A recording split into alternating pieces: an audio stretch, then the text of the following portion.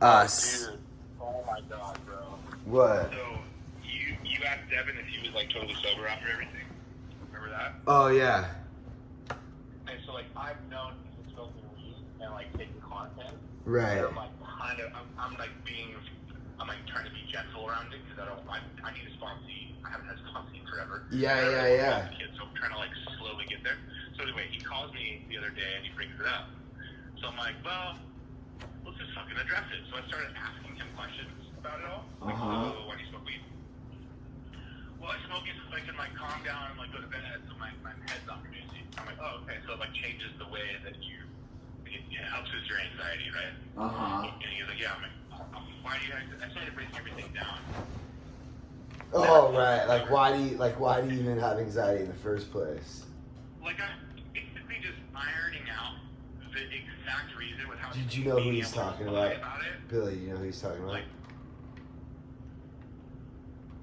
what? Do you know who he's talking about? Yes. Oh, you do? The kid Devin? Yeah. So anyway, I was like, hey, dude, so why do you use it? And he told me why he used it, and I'm like, okay, why'd you use alcohol? Oh, like, it helped me like calm down. I'm like, okay, so you use alcohol the same reason or the same way you use like marijuana. Why did I have a problem with marijuana? I'm like, oh, you don't have a problem with it? Well, then you can stop it if you have a problem, right? Well, like, I really like it. I'm like, oh, so you can't stop. Oh, I could. I'm like, well, then why don't you? And then we went back and forth for like an hour. Oh, you should have been there. You should have been there when I just had Goodman on the podcast. Oh, really? With Hillary. Oh, And she was like calling him. It's up. If you want, I mean, I don't know if you want to listen to it, but like, bro, Hillary was like, heard his whole story and was basically like, bro, you're an alcoholic. You need to like recognize. He's still trying to like, but hey, let me call you back. Me and Billy just sat down to do step work and like, I have a quick question for you. Yeah, I want to talk about this though, but like, he's just sitting here I have waiting. a quick question. Can you answer a quick question? Yeah. Boy Epic wants to shoot something in LA with me. Like some guy's paying him like $3,000 to shoot a video. Right on. And he wants me to work with him, but he needs lighting. And so I'm wondering if you want or are willing to rent him. Yeah, dude. Of course, bro. Of course. All right, cool. Whatever you guys need, I support. Any kind of creativity with guys on the crew. You guys are like, honestly, you and Boy Epic are like, you guys are always gonna be in my life doing creative shit with me, always, no matter what. You know what I mean? So it's like different than like Tony or Jax, Gotcha. Okay, cool. All right, cool, bro. I'll come up with the price and I'll text it to you, and you like to give me a thumbs up if you like it. Yeah. All right. All right, cool. All right, wait. All right. Sorry. So we're gonna read Sermon on the Mount and just try to like get our head straight before we start our day. I think we should just repeat last night's reading. Okay, cool. So what I do is I start breathing deep, calm, like big breaths because it helps me get there. Usually I go out there where it's peaceful, but this is fine. That's a little bit distracting. Blessed are the peacemakers, for they shall be called the children of God. Here we receive invaluable practical lesson in the art of prayer, and prayer, be it remembered, is our only means of returning to our communion with God. To the casual reader, this beatitude might sound like a mere conventional religious generalization, even a sensuous platitude of the kind too often favored by people who are anxious to edify without having anything in particular to say. As a matter of fact, prayer is the only real action in the full sense of the word, because prayer is the only thing that changes one's character. A change in character or a change in soul is real change. When that kind of change takes place, you become a different person, and therefore the rest of your life you act in a different way from the way in which you have previously acted, and in which you would have continued to act if you had not prayed. In other words, you become a different man. The amount of the difference may be only very slight, for each time that you pray, nevertheless, it is there. For you cannot pray without making yourself different in some degree. If you should get a very strong realization of the presence of God with you, it would make a very great and dramatic change in your character, so that in the twinkling of an eye, your outlook, your habits, your whole life, in fact, would completely change in every respect.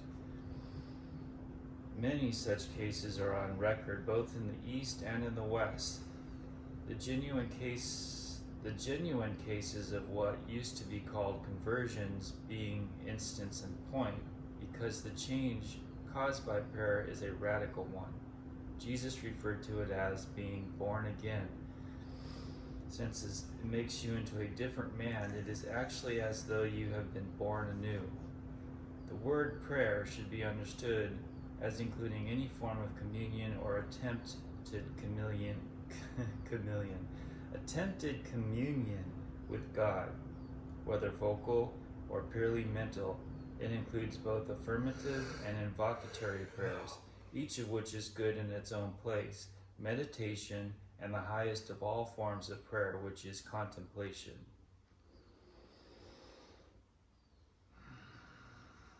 Yeah, so for me, this is sort of inspiring, and for me, it's like real straightforward direction. Prayer changes you. It's the only thing that changes you. And it says only a couple times here. And so to me, I want to change and I want to get better because I want to have a better life. I want to feel peace. I want to also, like in the St. Francis prayer, I want to be a channel. I want to comfort rather than comforted. I don't want to be a selfish fuck where everything, the weight of is on my shoulders and all this stuff. So I pray a lot. I do a lot of prayers. You know, when I was in the shower, it was like, oh my God, thank you for this warm, clean water and this soap to clean my body, and just the willingness to get in that shower, because I haven't in a couple days. And I don't know, it's just an all the time thing for me, and I always try to change it up and keep it real, like what's going on, because the rote prayers, sometimes I just don't even know what I'm saying. The rope? Rote, like, you know, serenity prayer, third step prayer. But also, we were talking about how contemplation is prayer. Yeah, that's the highest form of prayer. I mean, I'm basically doing that all the time. Contemplating? I mean, like God, or contemplating your life? Both. But I feel like the new character that I've built, I feel like in pretty much every single thought I have, like no matter what it is, like the podcast or building my YouTube or me and Brian, God always like enters the equation, like as I'm thinking about it. Does that make sense? Mm-hmm. I like how they said in the East and the West. I kind of like picture like a samurai. You know, like, have you seen The Last Samurai? Mm-hmm. Fuck, dude. That makes me cry. So good. And then, you know that guy Bob? His protector? Like, when Tom Cruise gets captured, they, like, have some guy, like, following him everywhere he goes. This, like, old guy.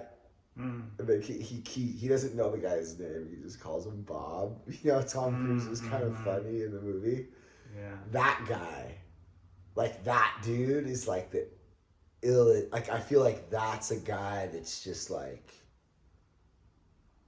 you know, he just like has that. And I feel like, I like how they said in the East, because when I think of like a samurai or like a monk, I don't think of a guy, I kind of think of, I feel like you have more attributes of that type of person than anyone I know, because those people aren't like winning.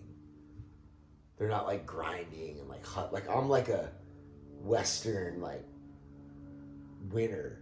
You know what I mean?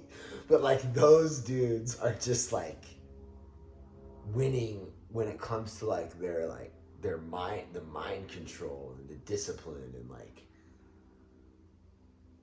you know, and that's what they're talking about. They're talking about a new character like in here. Yeah, but it affects everything. It affects your everything. relationships and how you feel. It the way you're does.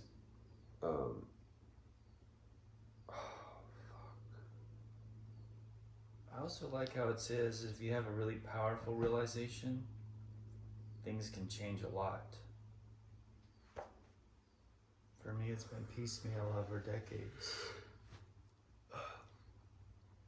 I don't know. It's hard to say. I think I definitely had a powerful one like around the time when I was like, when I asked you to sponsor me, that I was going through like a pretty major like surrender, you know? Yeah, I remember. So here's the thing too about new character, old character. I understand it as you always have old character and you always have new character. So you don't change like in the sense that, okay, I have a new character now. Right. It's a daily thing. You're either in new character or you're in old characters. So the more you're in new character, that's the measure of how you have changed. So it's a matter of volume. Mm-hmm. And it's just every day we have to pray and ask for the new character to show up and like, every day we need to be born again, right? Yeah. They don't really talk about that. The way they describe it here, as Jesus understood it, you can like get born again and then like you're good. But like for us, that's really not the case. No. So I think that's an important thing to add, which they didn't really say here, because this isn't really an AA book. But they say in other parts of it, they describe that. Right, how the ego rebuilds itself. Yeah, and it's more accurate to be born anew in every moment. Yeah. Also, Alan Watts was talking about it this morning, about life is so complex and complicated, it's kind of futile to control it and play God, right? Yeah. Because seemingly bad things may be good things. Yeah. You just don't know. The Alan Watts story goes like, just for anyone watching, the farmer loses a horse and the town goes, oh, that's too bad. And he goes, maybe. And then the horse comes back and brings a bunch of other horses with it. And the town people go, oh, that's cool. And he goes, maybe. And then the kid breaks his leg from one of the wild horses that the lost horse brings back. And then the town goes, oh, that sucks. Your kid broke his leg. And he goes, maybe. And then because the kid broke his leg, he dodges the draft. So he doesn't have to go to war. And the town people come back and go, oh, that's so great. Your son dodged the draft. And he goes, maybe. And I think that's where the punchline is. Yeah, we just can't predict. I love that. So all that future surfing. And I think a good example for you is like you broke up, like you've had a lot of stuff happening, and you're really like embodying this belief like on a level that's pretty admirable, because like if I lost my wife, I think I would, I guess you don't know what you do until you're there, but I would definitely need you and I would need people, and I would need to really be practicing this because it would be really painful. But I think it's bad. But the analogy with the horse and the kid though is like, You don't know, man. yeah, maybe. And then Alan Watts goes on to say that nothing is good or bad. We're just labeling it that. Mm-hmm. So that's a great way to live, but it's really hard. And I think the only way for us to live that way is to be constantly praying for that understanding and that faith. Because I don't always have faith in that, you know? Yeah. Well, he says understanding in there, and a lot of this, like a high understanding, you can, I don't know, you know, if it's true, but I want to believe that you can even heal physical ailments and sickness. And he says your habits will change. So maybe if you had a super high understanding, you'd be waking up earlier or have a better schedule, or who knows, you know, like everything changes. Yeah. No, I mean, bro, I'm on one right now.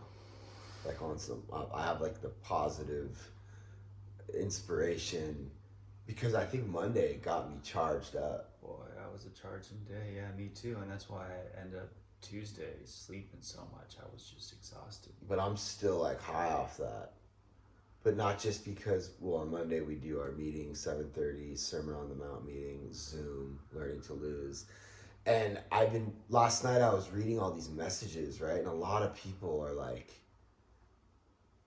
asking about the meeting. And a lot of people are asking for help. And now I can just be like, come to the meeting, come to the meeting, come to the meeting. Yeah. So that's why this whole process of me trying to build this platform, it's been, the next indicated step has been shown to me. When you said, let's start a meeting, I didn't know that was going to be like instrumental in being able to, I didn't think of it as, I just thought you wanted to do a meeting and cool, we should do a meeting. But then it's starting to become such a integral part of this whole thing we're trying to do, you know? Mm-hmm. You know, and when I feel myself share, I didn't really think it was going to be something I would be sending out constantly to people that are messaging me. But we need, if our primary purpose is to help another alcoholic or to spread this message to as many people as possible, that's what we need to be doing. And that's why I set this up, and I feel like, you know, there's always an opportunity to share this with others. Well, you're the man for that, because I wouldn't be doing it. I mean, one-on-one, but all the technical stuff. Yeah, but you're the man because you helped me. I'm the Bob. Yeah, and you helped me really like, cause you're in it. I'm kind of thinking about all this other stuff, but then when I look over at you, you're like, I breathe. You're looking at me. You're not even thinking about this. And then that helps me get to where I need to be. And, I mean, the amount of painful messages that I'm getting, Billy, you have no idea. So, yeah, that's what's sad. But it's just a constant reminder that, like, this is an obligation. At this point, I have an obligation. That's why this is set up, because this is the fucking work. This is the message. You gotta have it to give it away, though, and it's a daily practice. So there's, Well, I think that you have an obligation to do that as well. yeah, and that's what we're doing. But I also think that even if you're new, you can help someone. Even maybe if you don't have it, but you're like looking for it.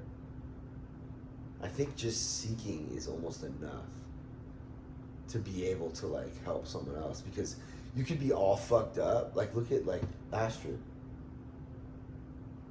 She doesn't have it, but she's able to give it away just because she's like looking for it. I mean, I think she has it at times.